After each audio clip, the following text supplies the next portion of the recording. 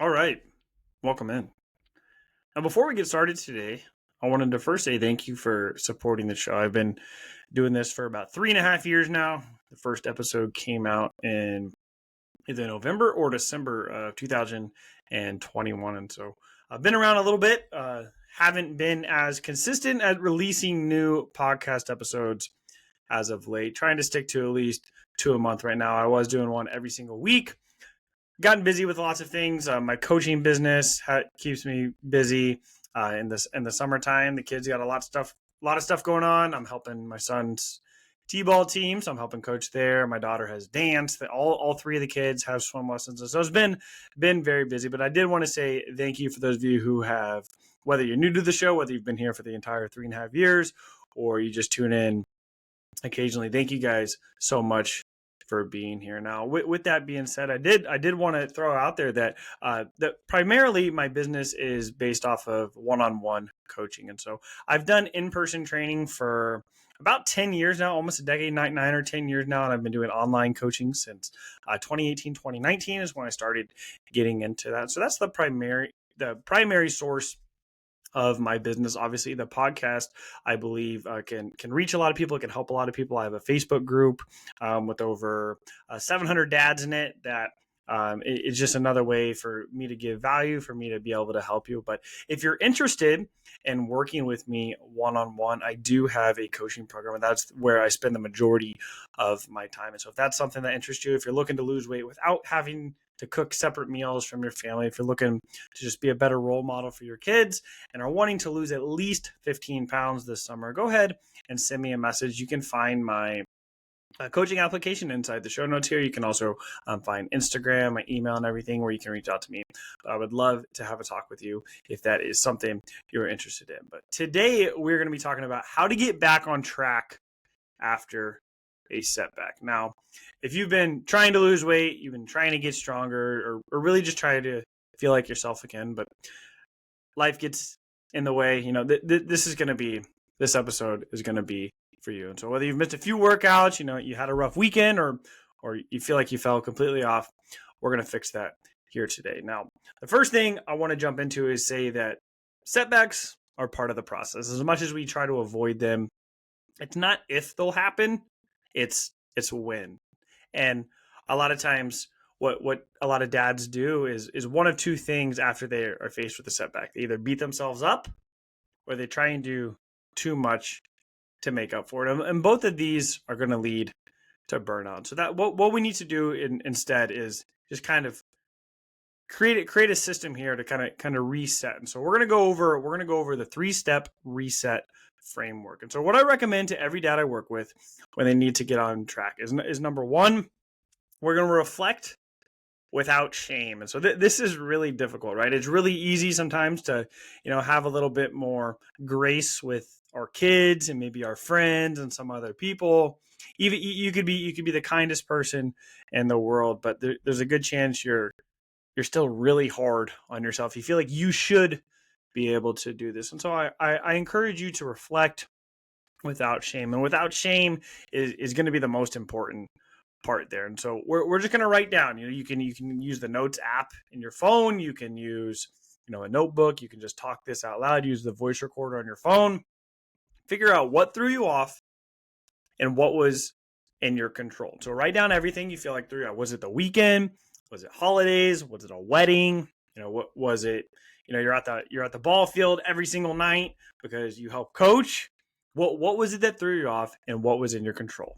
If you're at a wedding, you probably don't get to choose the food, right? Maybe if they ask ahead of time, they send out one of those little cards that ask you to choose your food. Maybe that's in your control, but still, you're still limited there.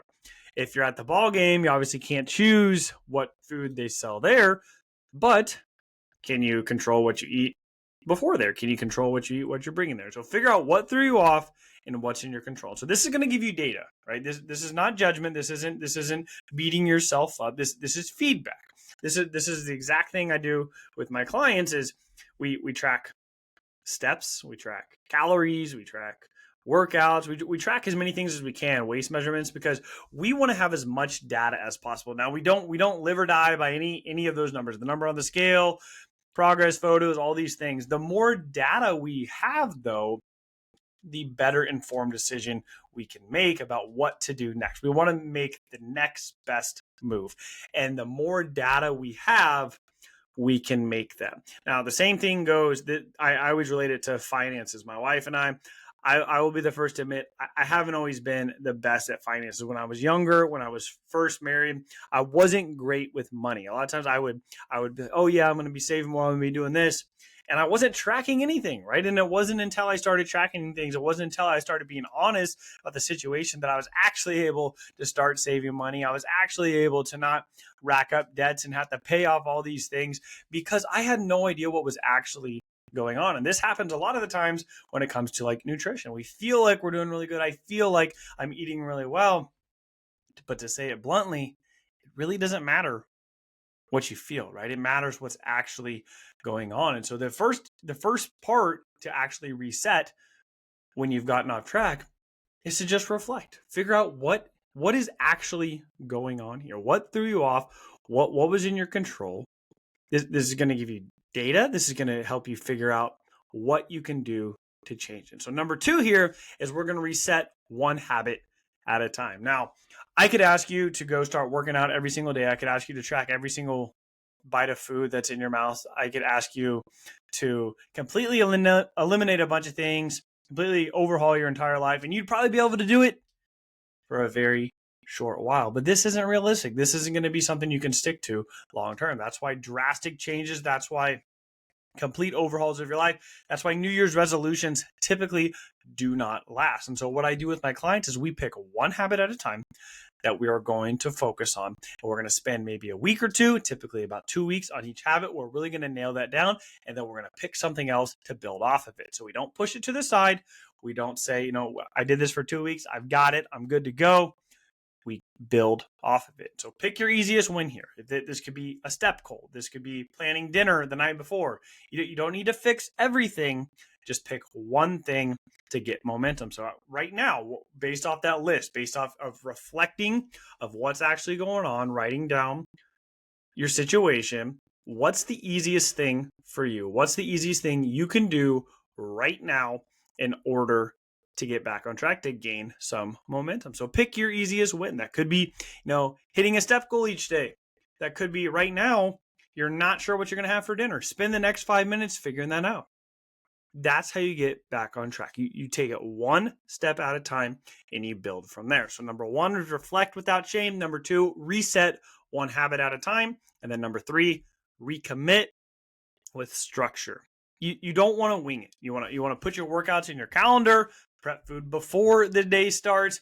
When it's scheduled, there's a much greater chance it's actually going to get done. And so if you can just pick one thing that you're going to do and then do that consistently, and once you have that done, you're going to continue to build off of it, right? So if you're trying to plan, like we talked about planning your dinner for tonight, can you plan your dinner for tomorrow? Can you plan your breakfast and your lunch for tomorrow?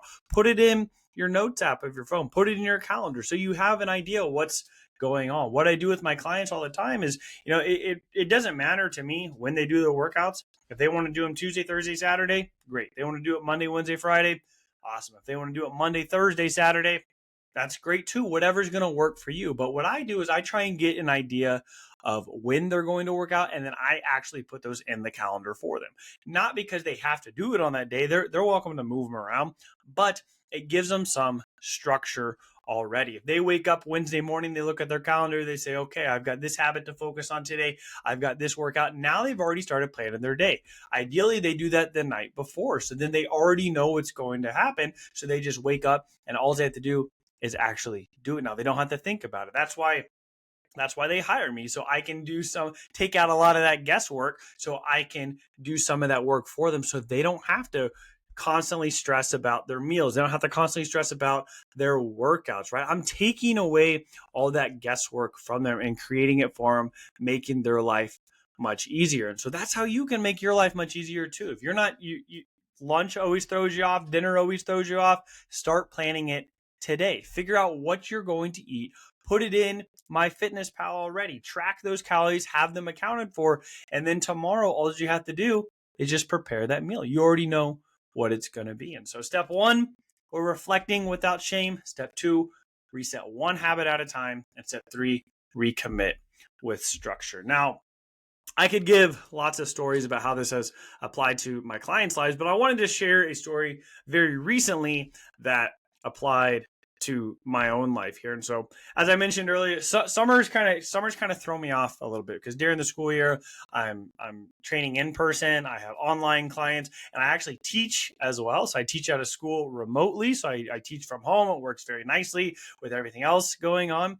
But once summer hits, I'm no longer teaching, and so my schedule's a little bit different. Like I said, the kids have swim lessons. My son's got t-ball. He just finished up soccer. My daughter has dance. They're all doing all sorts of things. We have a summer lunch program at one of the schools down from us, and so we'll take the kids to lunch there. They've got a breakfast option as well, and so there's lots of things that are going on. Lots of things that are going on that just make the schedule a little bit more hectic here. And so it knocks me out of my routine that I do the other 9 months of the year. And I say other 9 months, but that I try to do because he's going to start flag football. My daughter's going to start, gymnastics again. We've got all sorts of things going on. We have the homeschool co-op, lots of things. And so during the summer, I get really thrown off. And so one thing for me, it's just having a little bit of structure in the morning. I know if I can get up early in the morning, I can either work out or go for a walk, depending on the day, and then I can spend a little bit of time alone before the kids get up. That makes my day go so much smoother. And so even for me, this is something that I coach other clients with. I absolutely love working out.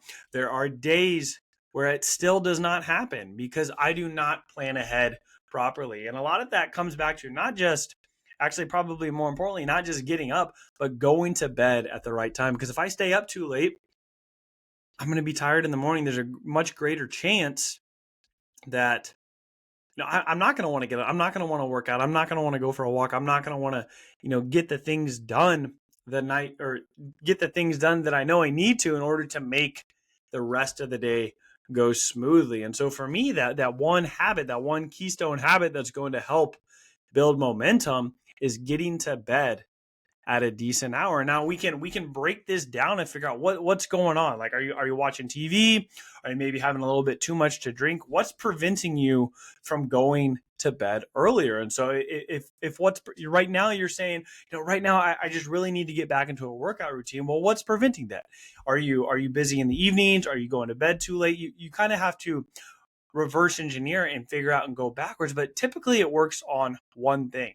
I know if, let's say, I'm trying to go to bed earlier, that means, or if I'm trying to get up earlier to get my workouts in, so I feel a little bit more ready for the day, I have to go to bed earlier. Well, how am I going to go to bed earlier? Well, I'm going to have to probably set a cutoff time for watching TV. I may have to find a book to read or something. I may have to make sure I'm not having alcohol, after dinner time. Maybe you have a drink. Maybe it's all these things, right? A lot of times, once we start making these decisions, all of a sudden, when one of them goes off, everything goes off.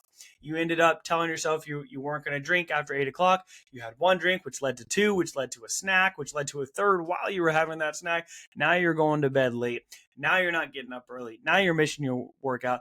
Now you're rushing to work that day, and the entire day starts with stress. But it all really came back to one thing, right? And so that's what I've had to work on lately too, is finding that structure when sometimes structure doesn't feel like it's even doable. But you don't have to be perfect with this in order to see progress. You just need to be consistent, right? You need to get back on track. One of the things I always like to say is like never miss 2 workouts in a row. Never miss twice, right? Never miss 2 meals in a row. You have a bad meal, don't wait until tomorrow. Just wait until the next meal, right? Just get right back on track that next meal, right? You don't have to just create this 30 days of just being perfect. It's just trying to get back up faster every time you fall, because again, you're going to have setbacks. These are going to happen. Kids are going to get sick. My son, we about a month ago, he broke his arm, and we weren't planning that, right? So I took him to the doctor. He had a cast on that threw plans out the window. Just like what we were doing that night, like there was nothing I could have done to prevent that, right? But we got to roll with it, right? But I know if I take care of what I need to earlier in the day, I'm much more resilient. I'm able to roll with whatever's happening later on during the day. And so, it's not if setbacks are going to happen. It's how to get back on track when they do. And just like with anything, in order to get better at anything, you have to practice. And so bouncing back from a setback is just another skill to learn. And the more you do it, the better you're going to get. And so reflect without shame, reset one habit at a time, and recommit with structure.